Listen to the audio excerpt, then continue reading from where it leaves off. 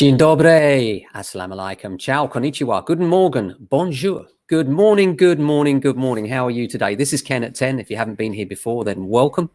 And if you're joining us yet again, then thanks very much for coming back. And don't forget to like and subscribe. This is Ken at 10. We broadcast daily all things property. And we're situated in southwest London, a place called Norbury, which is smack bang between Streatham to the north and Croydon to the south. How are you today? Hope you're doing well. It's Ask JA Tuesday as well. Every Tuesday we try and answer a question written by a viewer or a listener, and they tell us what they want to know about. And today it's from Imran. Imran says, Ken, thanks for the show. Always an avid viewer. We're wondering whether to move at the moment and wondering whether we should extend our 3-bedroom house or move. What's your advice, please, given current market circumstances? Well, Imran, hi. Thanks very much for your question. It's a good one, really good one. Lots of people ask me that question every day. And my answer is always, who are you doing it for? Because in our area, it doesn't necessarily make financial sense. And what I mean by that is that when you put the average price of a house in your road in and then try and do the work is coming out at, for instance, a good rear extension. I better put a caveat up now about average builder prices. A good extension ground floor with bifold doors, a nice kitchen, island kitchen, 5 meters by 5 meters in our area, SW16 right now in June 2021 is coming out all in at about £70,000. Yes, you heard that right, 70,000. You may find that you get cheaper quotes than this, and there may well be some economies to be made here and there.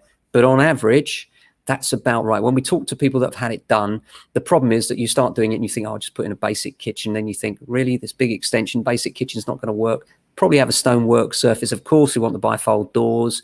Do we want the electric blinds and doors? You know, do we want the Velux windows to shed some more light, or maybe a light dome? And very quickly, the costs do rapidly escalate. And that's without a loft extension. And the loft extension is coming out at around 50K at the moment for the average 3-bedroom terraced house in our area. Now, when you add that 50 and that 70 together, you end up at about 120, well, at exactly 120. So if you then add that onto what your value is now, the question is whether your house or your road more specifically could stand that new price. And I always think that here, there is a kind of, it's almost like a breed of competition and ego that comes into this. You know, my house is going to be one of the best on the road and I'm going to be proud and everything else. Well, that's great. And if you're doing it for you, good for you. Enjoy, fill your boots. But if you're doing it to sell, be very, very careful, because buyers right now are searching for one thing more than any others. The one word we hear from buyers daily more than any other is potential. We're looking for potential. We're not looking for the beautiful house that's all designed and done. We want to do our own thing. We want potential. Now, if you loft extend and rear extend and spend £70,000 on the rear extension, another 50 on the top extension, you add that onto a house in our area where the average 3-bedroom terraced house right now is getting around £500,000. That brings your price up to 120.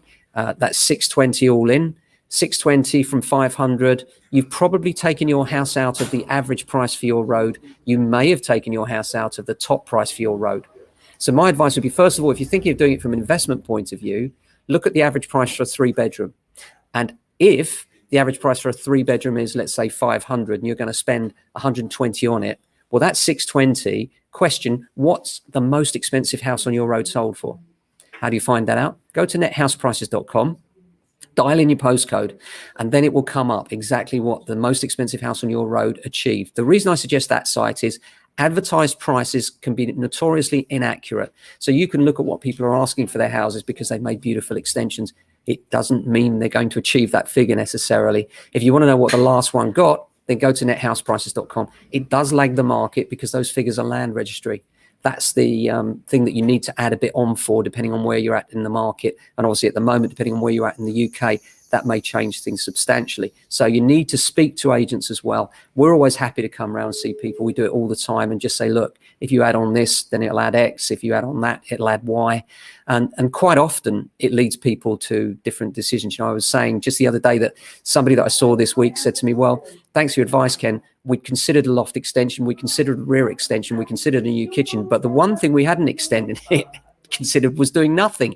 And in their case, because the average price on their road was quite strong for a 3-bedroom house, it didn't make any financial sense for them to extend. They would at best break even, probably lose a bit of money. And remember all the stress and upheaval for you and your family when you could buy one done for less than the difference. Not only that, you could possibly take that money and get into a better road and then make those improvements, maybe on a longer term basis. And those improvements would then withstand that extra pricing on a better road. Now, this is totally area dependent, and it does depend. So you need to look at where you are, what the average price on your road. That's why I suggest go to Net House Prices, get an idea, speak to your local agents before you do the work, and don't think that you have to become the show house in order to sell. Because in this day and age, I promise you, in what I call the homes under the hammer generation, I know I'm biased because I'm on the show, but it is true. People watch the show, they see properties that are dilapidated, and then whoosh, and there it is, all beautiful. And it looks simple, doesn't it? It looks so easy. But you don't see the 2 years that have gone on between those two shows, and perhaps £100,000 or £200,000 spend, the stress on the family, whether they've had to live somewhere else and the cost of that. It can be simply not worth your while. So before you extend, my advice would be chat to your friendly local agent. Often they're like us, friendly, no obligation, and they'll just give you an idea of what they think. Look around your area, look at what the last one sold for, but don't automatically presume that by becoming the nicest house on the road, that will make financial sense for you, because often it doesn't. And you're better off selling in your road to perhaps get a dilapidated house in another road where you can add value because the average road price is higher. You've got to look most importantly at what you've paid and what it can be in terms of you can sometimes break the ceiling price for a road for sure, but there comes a point in all areas, particularly if you're in a terraced house or a semi-detached house even, where you're trying to achieve a price that an equivalent house that's detached can get.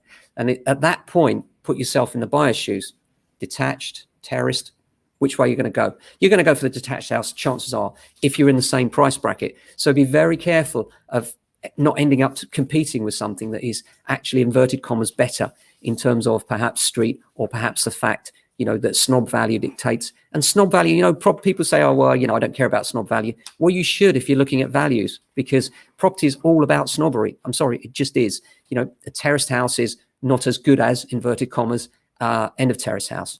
Now, an end of terrace house is where you have a row of houses instead of two, which is a semi-detached house. Semi meaning half off. So if you've got two houses together, split down the middle, that's a semi-detached house. The reality is there's no difference in privacy between an end of terrace and a semi, but the semi will achieve more money. Why? Because it's a semi, not an end of terrace. This is snob value. If they're all semis in the road, then their average value will be higher as well. And again, similarly, a detached house will always achieve more on a like-for-like basis than a semi-detached house, for obvious reasons, privacy, etc.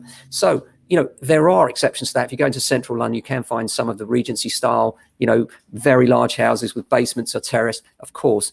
But in general, for most areas, you will find that that's the hierarchy. It goes from flat to masonette to terrace to end of terrace to semi-detached to detached. So you've got to really be careful that you don't price yourself out of your local market. And it's something that people often do. But I always say, the bottom line is that if you're doing it for you and your family and you're going to be there for 10 years plus, then don't worry about it. Just do what you want to do. But do bear in mind that if you're doing a huge extension, then you may find that you spent more than you could ever get back. We see it quite often.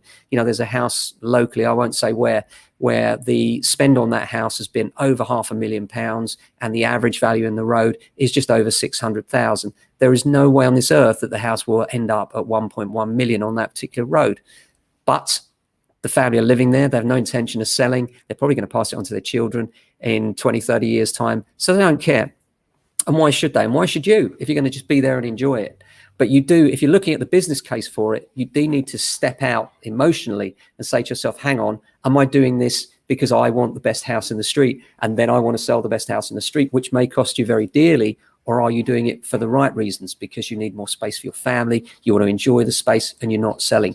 So look at Net House Prices, see what the best price achieved on your road are, talk to local agents, bear in mind these builder prices can vary substantially. And if they're substantially lower, what I've included in that price as well, the 70,000 price, is VAT. And the reason I've done that And these are not our prices, by the way. We're not builders, so please don't call us if you're looking to do build works. These are prices that we've averaged from builders that we know, and they include VAT. And the reason we've included VAT on that price is that we know that any builder that's busy right now will be turning over in excess of the VAT threshold. And if they're not, then you need to be concerned with, are they definitely the right company? Are you sure? Because the volume of a decent builder right now that's doing regular extensions means that they will be VAT registered, which may cause you that extra 20% cost, which is a difficulty for larger firms competing with smaller ones, I know. But if you want the confidence of dealing with a company that you know does this regularly, then it's a pill you have to swallow, I'm afraid. And it's a tough one because it's 20%, of course. So that's Ask JA today. I hope that answers your questions, Imran. If you have any questions on the back of that, anyone, please do put it in the comments and I'll do my best to help you. And now on to general property news. The Bank of England needs to keep tabs on rising mortgage debt. This is an article in the Times. A guy called Philip Aldrich, a journalist, warns that the UK's housing market may continue to boom and the Bank of England would be wise to keep a lid on debt affordability. He adds, in the past year, a total stock of mortgage debt has risen by 54 billion to 1.56 trillion. It's always a hard figure to get your head around, isn't it? 1.56 trillion. But that understates the vulnerability of households to rate rises. Gross mortgage advances, including remortgaging, totaled 267 billion. That's a lot of debt taken on the assumption rates will stay low, says Mr. Aldrich. Well, of course, the bank's Financial Policy Committee do have the ability to increase interest rates, and that could happen anytime. But realistically, at the back end of a pandemic, raising rates doesn't look like a possibility for the Chancellor, for the bank rather. It's not the Chancellor anymore, is it? It's the Bank of England and the Monetary Policy Committee. So I don't believe that in the short term interest rates will go up. Inflation is biting though, and at some point they might want to control that. So, you have to bear in mind that if you're looking for a fixed rate, although this is not financial advice, I would say it's a very good time to look around while bank rates are so low. Britons expect to be paying mortgages into their retirement. This is an article in the Express. A mortgage alert has been issued after a study by Hargreaves Lansdown revealed that 1 in 6 Britons are set to be paying the sum off after they hit 65. The average age individuals are expecting to pay their sum by is 59, and some 19% of those asked said they'd be repaying their mortgage over the age of 70, while 5% said they would never repay at all. On the one hand, this is relatively good news because mortgage holidays during the pandemic haven't significantly shifted the timing, commented Sarah Coles, a financial analyst. On the other hand, this still means millions of people face a major debt burden in older age. Well, that's true, but of course, if you're in a larger house, then there's always the option to move down, hopefully, something smaller and more practical. If you're in a smaller house, then that's a more difficult position to be in, of course, and maybe other areas of the option.